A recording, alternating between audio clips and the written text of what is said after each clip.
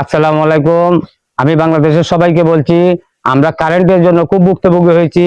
Current তো automatic নিয়ে যায়, আমরা কোনো কাজকর্ম করতে পারি না, আমরা লেখাপড়া করতে পারি না, কাজ কারবার করতে পারি না, আমাদের ছেলে মেয়ে লেখাপড়া করতে পারে নাই।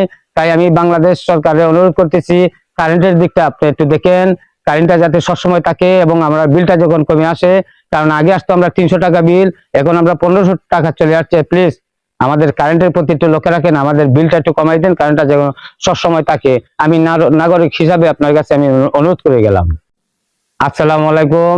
আমি বাংলাদেশের সবাইকে বলছি, আমরা কারেন্টের জন্য খুব ভুক্তভোগী হয়েছি।